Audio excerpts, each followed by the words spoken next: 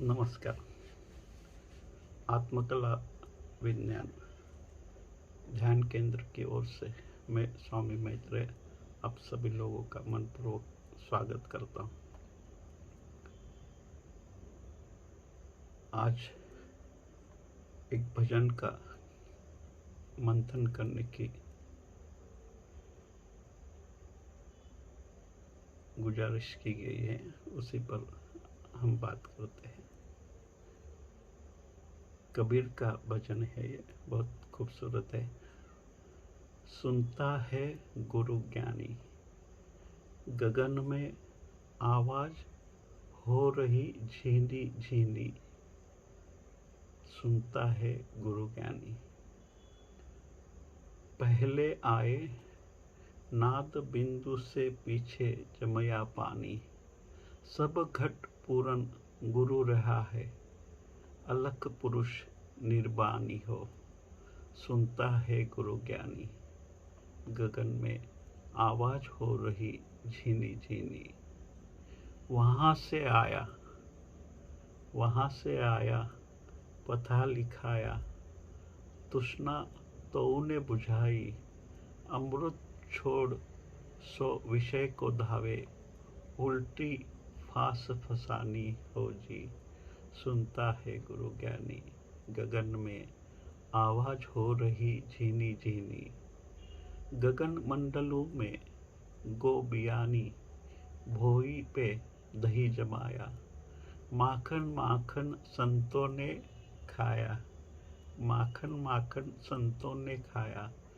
छाछ जगत बपराती हो जी।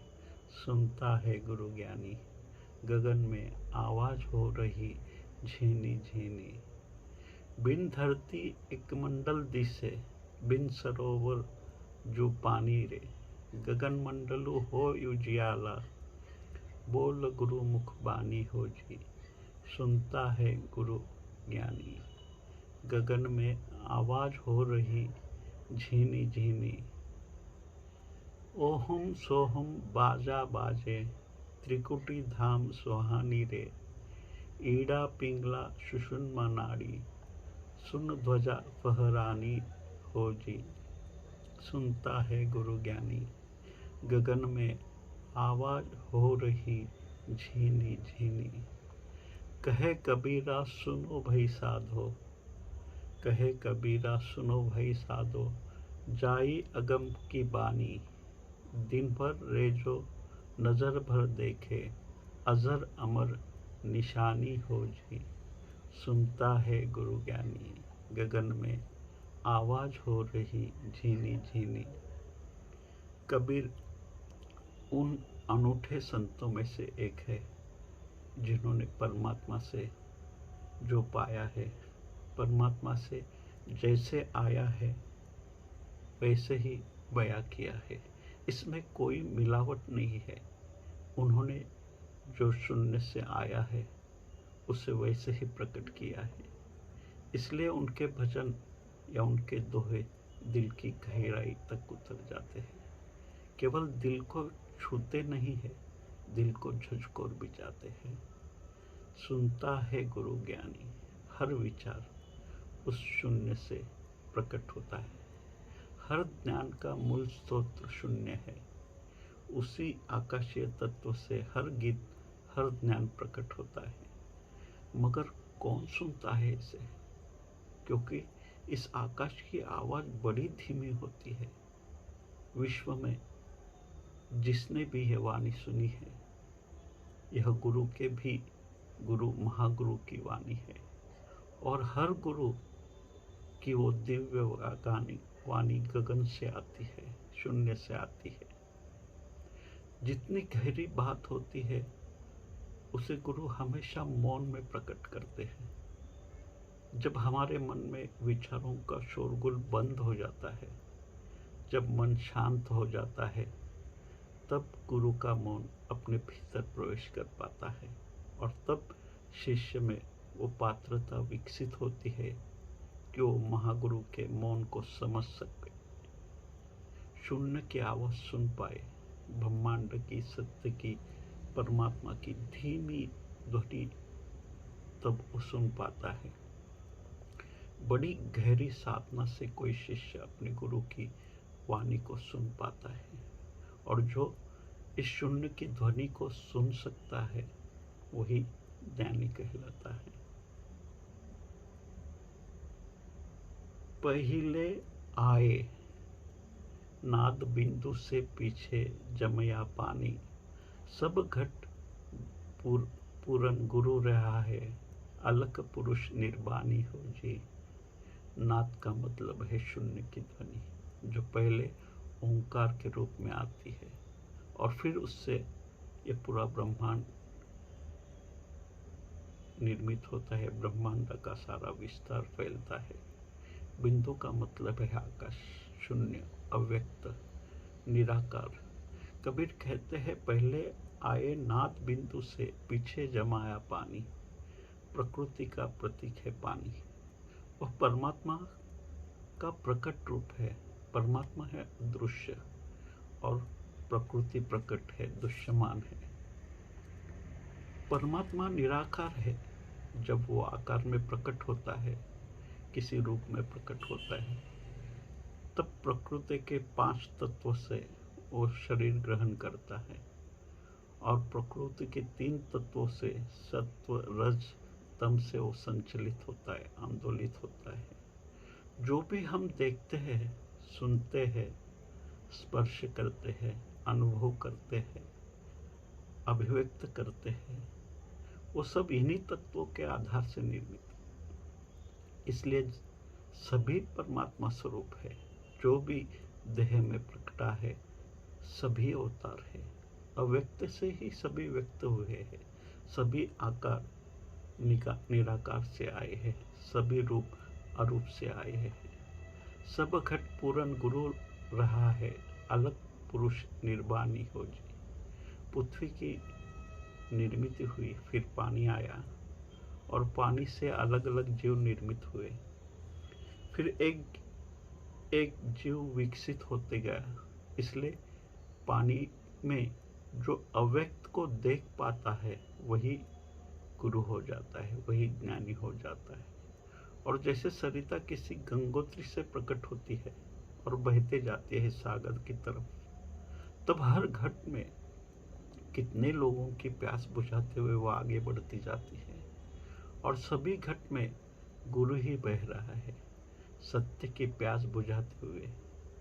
और कोई भी घट हो विश्व में, कहीं भी कोई भी सरिता बहती है तो हर प्यासे की प्यास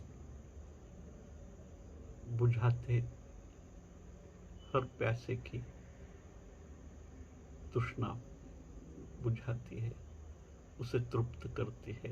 वैसे ही विश्व का कोई भी गुरु जो भी उस शून्य की आवाज को सुन पाता है, वह हर शून्य के खोजी की प्यास तृप्त कर पाता है। सभी गुरु जो उसे शून्य से पाते हैं वही सब में बांटते हैं।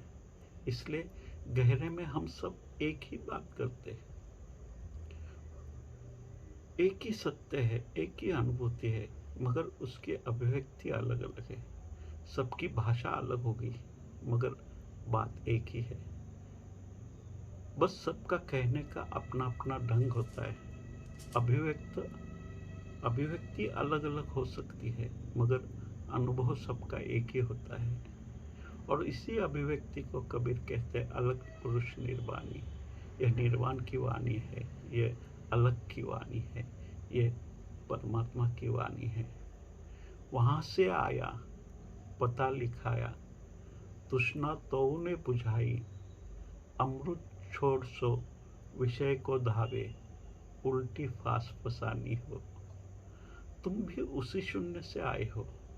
तुम्हारा प्रथम जन्म बिल्कुल ताजा परम तत्व से भरपूर था, निर्दोष निरागस परमात्मा स्वरूप। मगर उसके बाद का हर जन्म तुम्हारे प्रथम जन्म के कर्म, विचार और तुम्हारे भाव बीज से निर्मित होता रहता है।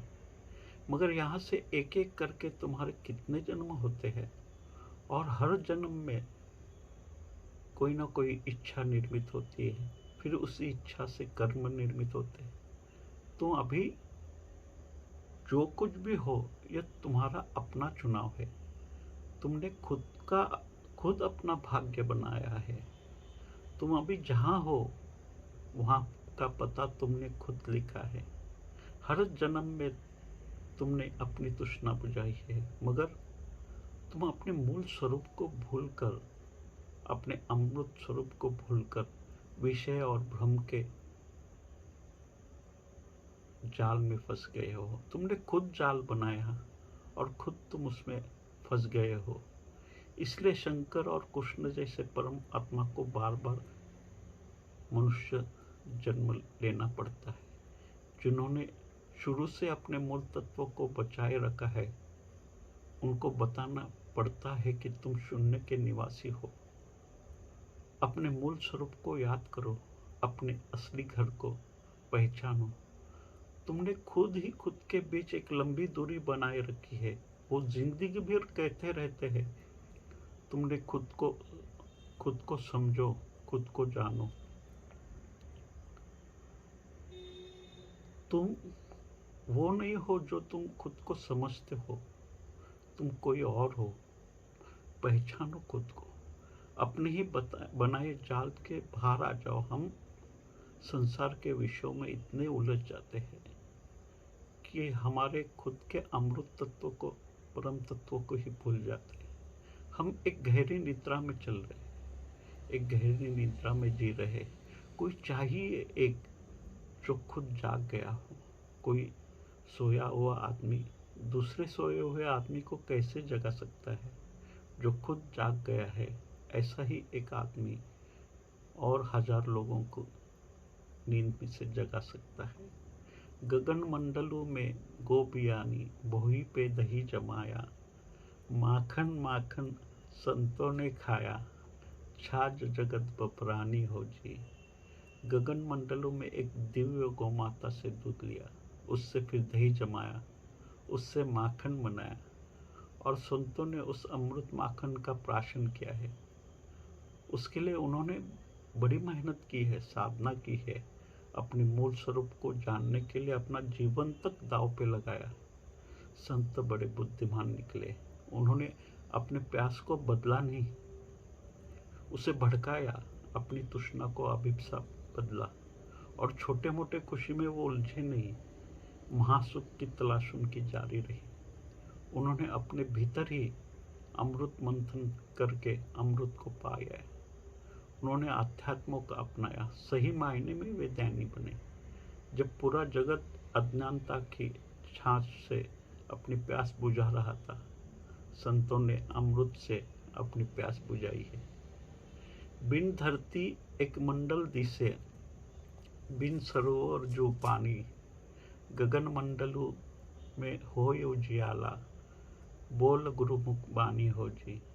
हम सभी अंतरिक्ष के प्रवासी है और जिस धरती पर हम जीवन जी रहे हैं, अगर पूरे ब्रह्मांड का सोचा जाए तो उसके सामने ये धरती भी एक बिंदु मात्र है, बिन सरोवर पानी के समान। प्रकृति के जो गुण है, सत्व रज तम, हम इसके इतने अधीन हो जाते हैं कि हमारे भीतर जो गुणातीत है उसके होने का स्मरण भूल जाते हैं। हमारे भौतिक शरीर की एक सीमा है, मगर उसके भीतर जो चैतन्य है उसकी कोई सीमा नहीं। जिस दिन हम गुरु के मुख से निकले वाणी को, दिव्य वाणी को बोध हमें होने लगता है, उस दिन से जैसे अपने अंतस के गगन में एक उजियाला होना शुरू हो जाता है और तब उस प्रकाश में, उस रोशनी में हमारी असली पहचान होनी शुरू हो जाती है। तब प्रकृति के गुणों में गुणातीत का पता चलता है। आकार में निराकार समझ में आने लगता है। दृश्य जगत में अदृश्य को देखने की आँख खुल जाती है। ओहम सोहम बाजा बाजे, त्रिकुटी धाम सुहानी रे, ईड़ा पिंगला सुषुम्ना नाड़ी, सुन ध्वजा फहरानी हो जी। गुरुमुख वाणी समझ में आने लगती है, तब ओहम सोहम का बाजा बजने लगता है। मैं कौन हूँ इसकी तलाश शुरू हो जाती है। त्रिकुटी धाम का मतलब आज्ञा चक्र, जहाँ ईड़ा पिंगला सुषुम्ना नाड़ी मिलती है। सुषुम्ना नाड़ी सक्रिय होने लगती है, आज्ञा चक्र सक्रिय होने लगता है, खुद को जानने का समझने का द्वार खुल जाता है। सुन ध्वजा फहरानी हो, गुरु की वाणी सहस्त्रार का द्वार खोल देती है। ओंकार की ध्वनि सुनाई पड़ती है, सतत अपने स्वरूप का स्मरण दिलाने लगती है। फिर केवल गुरु के शब्द ही नहीं, उसका मौन भी समझ में आने लगता है। मन के विचारों का शोरगुल धीमा होने लगता है। एक अपूर्व शांति जीवन में प्रकटने लगती है और फिर उस शांति में उस ओम का शाश्वत संगीत हमें सुनाई पड़ता है। कहे कबीरा सुनो भाई साधो, जाई अगम की बानी, दिन भर रे जो नजर भर देखे, अजर अमर निशानी हो जी। कबीर कहते हैं, सुनो, जागो, मैं अगम की बानी बोल रहा हूँ। जो कालातीत है उसकी बात कर रहा हूँ, जो शाश्वत है उसकी बात कर रहा हूँ। दिन भर तुम जो देखते हो, जो भी दृश्य देखते हो, तुम्हारी नज़र जो भी पदार्थ देखती है, जो भी जीव देखती है, हर पदार्थ में फिर तुमको चेतना दिखाई देने लगेगी। हर जीव में परमात्मा दिखाई देने लगेगा। हर रूप में अरूप नजर आने लगेगा। तुम्हारे सभी द्वैत मिटने लगेंगे, अद्वैत का जन्म होगा। हर चीज में अजर अमर की निशानी तुम्हें समझ में आने लगेगी। तुम्हें खुद की पहचान होने लगेगी। सारे भेद मिट जाएंगे। मैं भी तो वही बात आपसे कह रहा हूँ, अलग ढंग से, अलग तरीके से एक ही तो बात समझाने की कोशिश कर रहा हूँ। आपके वास्तविक स्वरूप को पहचानो, अपने आप को जानो, आपके भीतर जो शाश्वत सत्य है उसको जानो, खुद को जानो, खुद को पहचानो, परमात्मा को जानो। और कुछ करना नहीं है, क्योंकि परमात्मा आपके भीतर ही विराजमान है। धन्यवाद। जय शंकर।